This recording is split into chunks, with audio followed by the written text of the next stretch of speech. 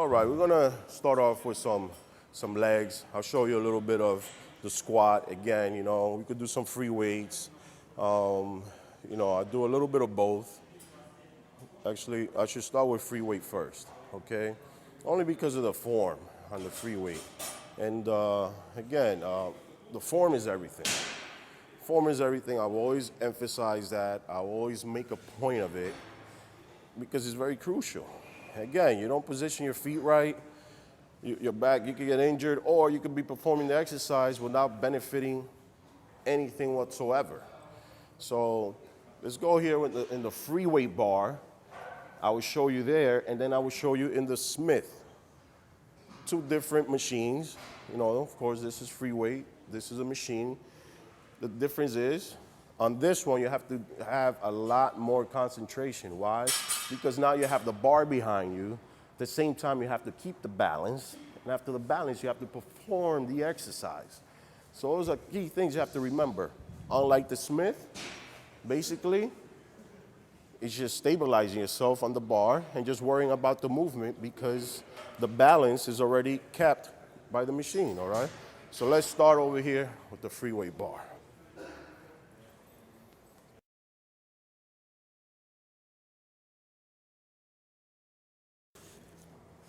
Some people like this, they're a little sensitive, they don't want the little, I don't need that,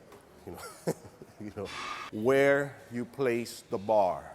Where you put the bar behind here, again, it's always gonna be on your traps, right here, not here. You don't want the spine, the neck, you don't want anything around this, very sensitive, Spine, you can get paralyzed and all that means other not so fun stuff. But let's focus on where to put the bar, okay? First, you're gonna notice where I put it.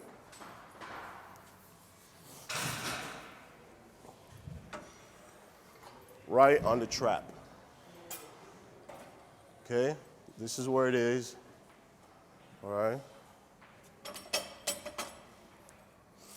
Now, to perform the exercise, I'm gonna show you. With this, again, it's like always, guess what? Chest up. Chest up is always important. And your feet positioning varies with each person's height. A shorter person might not go that wide. They might go a little less wide, As you keep getting taller, a little wider. And then you're just 6 feet and above, guess what? You have to go a little wider. Why? So let's just say I go too narrow. If I go too narrow for my height, this is too narrow. What's gonna happen? My back is arched, everything's perfect, my feet positioning are not. Guess what? This is what's gonna happen. See, it becomes a back exercise. I'm not doing lower back. I'm doing squats, I'm doing legs. Right here. This is where it's at. Chin up, because if you keep your chin down, guess what's gonna happen? You're gonna go down. You don't want that, okay? Chin up, chest up, knees slightly bent, and you're ready to go. How low can you go? Low enough where your buttocks and your legs are parallel to the floor. That's it. Let me give you a side profile so you can kind of see it. Little quick side profile. See how low I go? Again. Right there. See where you are? Getting the legs. Right there. See, not leaning forward, not too far back, arched, chin up. Chin up. Chin up. It's great.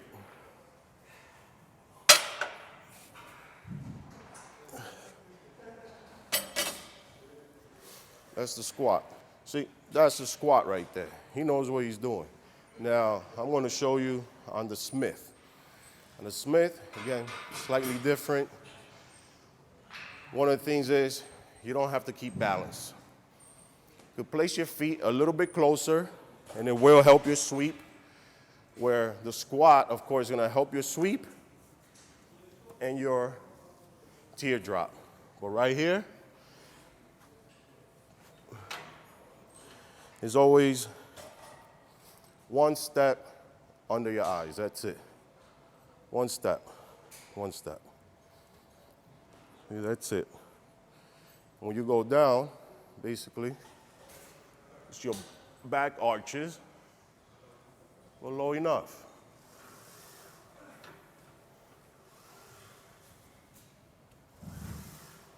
Remember that one step move, and you're always gonna have the correct form.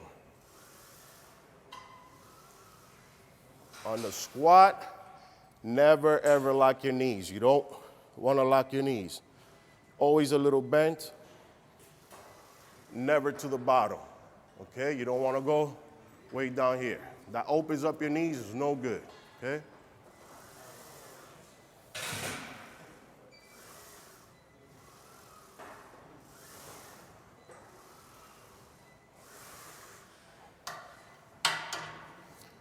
Okay, that was for the squat. Again, loading weight and everything else is very important. Of course, if you want to increase the muscle mass, want to get it thicker, great. It works your quads, it works your glutes.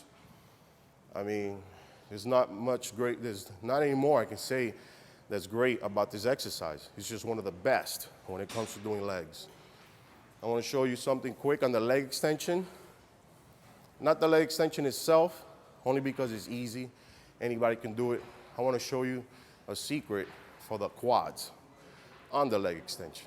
All right, here we are, the leg extension. Again, leg extension is great exercise.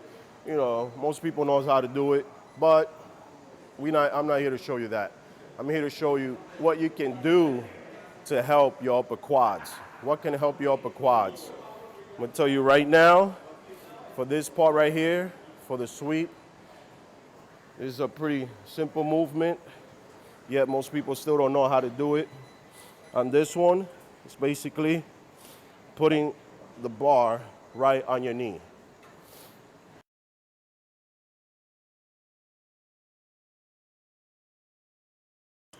Why is this great? Because this actually helps your upper quads and your abdominal area, okay? So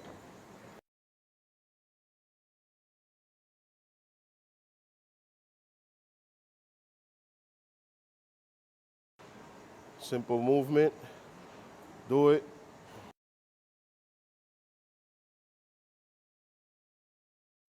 Works right here, this area. And it's for the quads. Very short movement, but effective movements. And usually, some people have a problem acquiring this upper area. It's a very detailed area. It comes into play when many guys compete or anybody have weak hips. If you have weak hips, this is a very good exercise again. And it helps, again, it helps with the abs as well.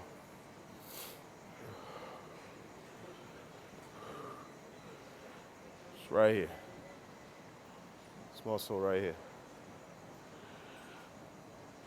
Yeah, I learned this from Mr. Munoz. It's a great exercise.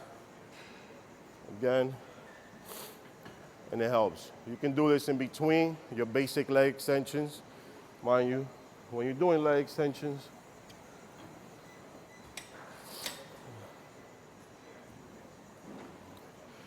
on this one, most people kind of go too far down.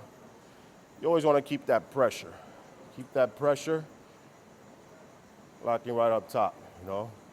You want over here, teardrop, right there. More teardrop, more teardrop. You want to work on the outer sweep, feet straight. So your feet positioning is very important as well. Feet straight, work both, inner and outer now.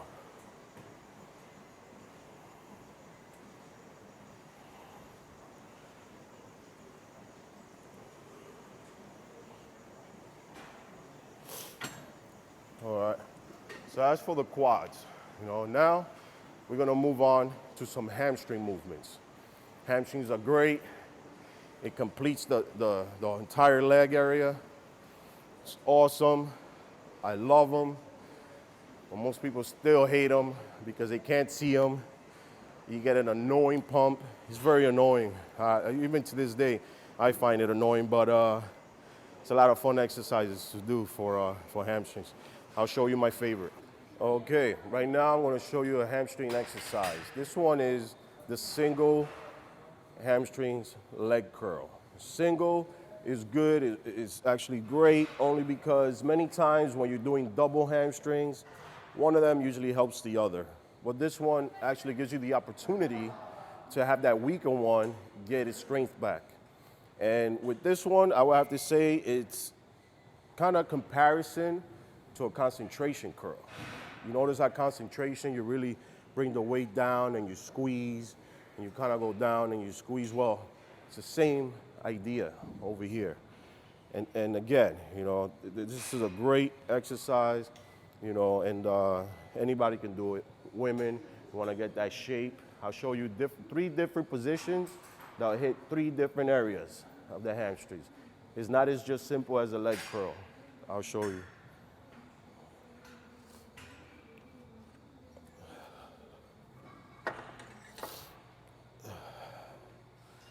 Now, one of the mistakes you can make with this one is actually lean too forward. You don't want to. You want to try and keep your back almost straight up, you know. This is a simple way. This is the one where your feet are straight. Your feet are straight. You're going to get the hamstrings. You're going to go straight up. You want to go all the way to the top. When you do it, you don't want to, this is not hamstrings. Hamstrings, right here to the top, and get that negative. Okay? The top, hit that negative. Top, and the negative. Top again, and negative. Now, here's what I'm going to show you. To hit that hamstring glute tie-in, that little area right there, that's where it gets interesting. Let's say you finish doing 10 reps, the last 5, let's get the short movement. The short movement is going to work this area right here. I'm going to go up and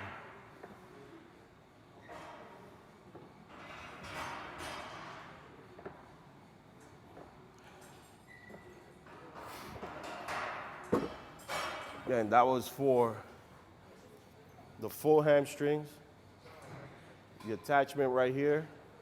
Now, some people have a problem with getting hamstrings down here, right at the bottom. Guess what? Foot positioning. You notice my feet were straight on this one. Well, to hit this inner area, come through the back, come through the back. Yeah. I was doing it straight, but on this one, foot positioning. My toes are gonna be in. Notice my toes are in. By my toes being in, it will hit the inner area.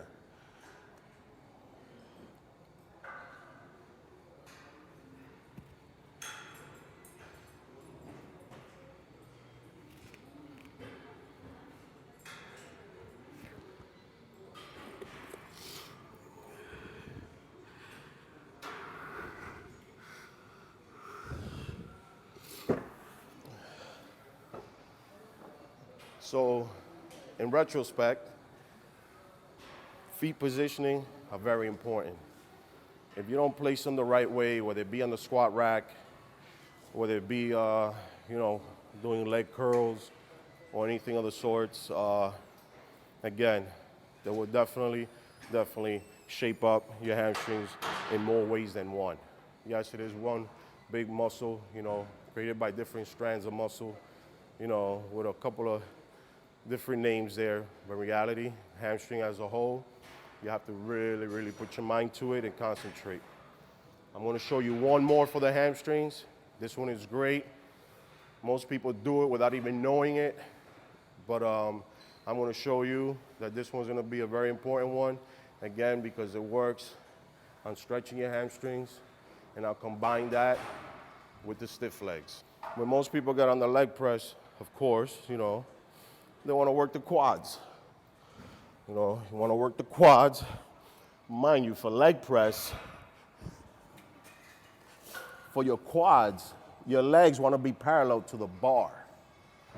You always got to remember that. For the quads, your legs are parallel to the bar. So let's say I'm doing leg press. I push off. It's kind of parallel. It goes parallel to the bar. Now, if I go up too high, let's say here, see the bar goes that way, my legs go that way. Am I doing quads? Yes, but indirectly. It's not for the full movement, but from here, I can work my hamstrings. And this is, I go this low. You don't have to go any lower. I'm already freeing my hamstrings and high.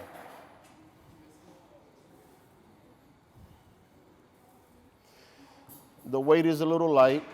You need more resistance, but in reality, when you're this high, you're working your hamstrings. Whether you want to work them or not, this is what you're doing.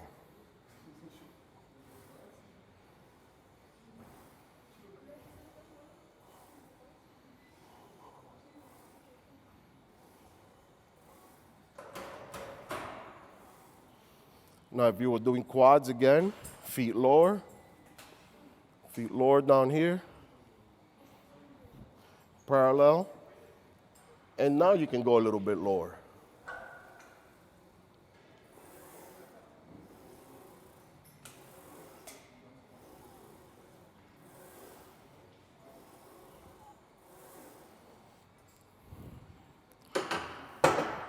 Big difference. And usually, when I'm finished up with the hamstrings, of course, I like to finish off with some stiff leg deadlifts. You can do the bar, you can do dumbbells. Right now I'm going to show you the plate. Stiff leg deadlifts, basically, as you go down, your legs go back. That's how you ultimately do it. Back. Back. Most people say, I don't feel stiff-legged deadlifts. Why? Because they go straight down. They go down, you can stretch. You can stretch it all the way down. See? It's easy. But it's not the way to do it. Stiff-legged deadlifts is pushing your legs back as the same way as you go down.